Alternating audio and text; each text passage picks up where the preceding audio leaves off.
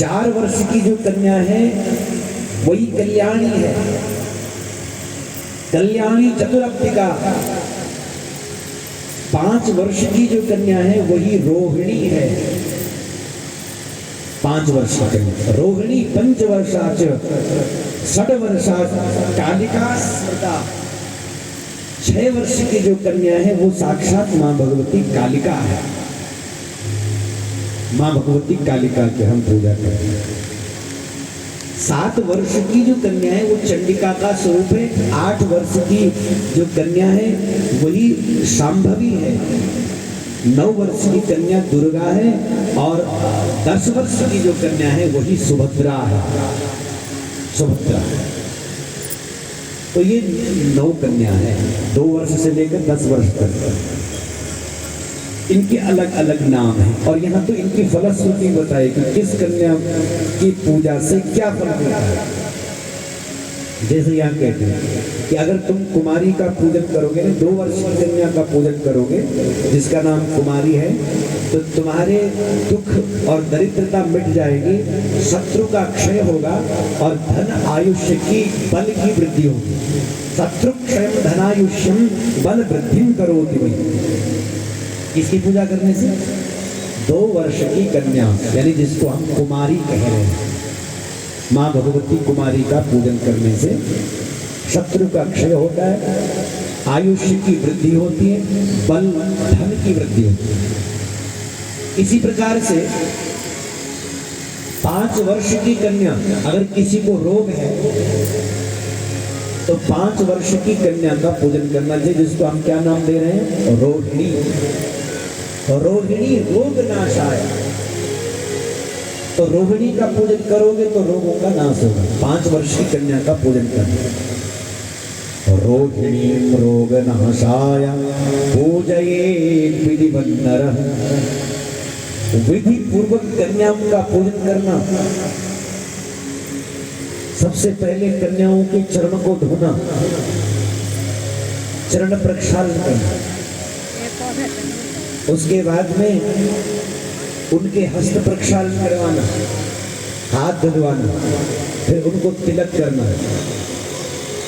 कुमकुम चंदन वगैरह जो है सब लगाना, अक्षत वगैरह समर्पित करना, फूल की माला फूल समर्पित करना और उनके लिए कुछ वस्त्र अलंकरण के लिए कोई भी चीज अगर आप करते हैं तो होता है। तो इस तरह से 9 दिन तक कई लोग ऐसे भी करते हैं कि 9वें दिन ही सबकी पूजा एक ही दिन कर लेते हैं। कुछ लोग प्रत्येक दिन पहले दिन वो कुमारी का पूजन करेंगे, 1-2 वर्ष की बालिका देखेंगे, दूसरे दिन जो है 3 वर्ष की कन्या को ले आएंगे, उसके पूजन करेंगे, प्रतिदिन पूजन करेंगे। ऐसा नहीं कर सकते। और 9 दिन पूरी समस्त कन्याओं का पूजन करेंगे। लेकिन पूजन तो तब करोगे जो घर में कन्या होगी। घर में कन्या हो, उत्सव मनाओ। बेटी घर में आए तब उत्सव मनाओ, तब खूब आनंद करो। बेटा हो तब मायूस होने की जरूरत नहीं है, पर बेटी हो तो ज्यादा खुश हो। अब ऐसा तो नहीं होगा जो बेटा पा करके अति खुश न होता हो, पर बेटी पा करके इससे भी ज्यादा खुशी होनी चाहिए। बेटी घर में आ गई तो घर में कन्या का जन्म हो, साक्षात मां भगवती का ही रूप है, इसका पूजन करें। नवरात्र काल के समय में स्वयं भगवान राम जी ने भी ऋष्यमुख पर्वत पर भगवती की पूजा की थी। वनवास काल का समय और उस समय उनके द्वारा भी पूजन हुआ। नारद जी ने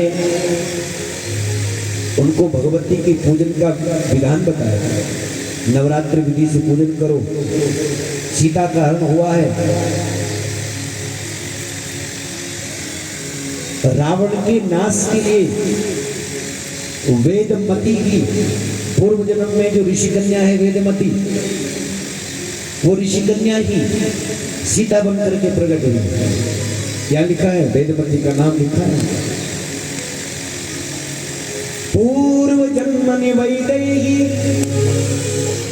तो उसका नाम वहां वेदमती था, ऋषि पुत्री थी। पूर्व जन्मनि वैदेही मुनिपुत्री तपस्विनी, बड़ी तपस्वी थी। और उस समय जब वहां पर रावण ने इस तपस्विनी तो वेदमती को देखा तो उसका हाथ पकड़ा रावण ने और कहा कि चलो मेरे लंका में।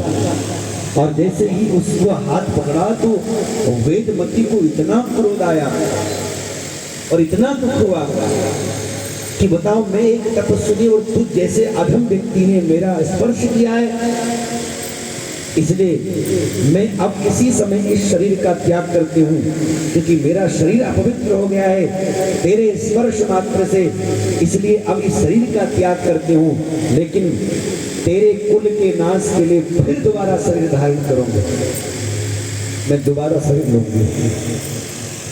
इसलिए उसने दोबारा कुपिता त्यक्तुमिच्छन्ति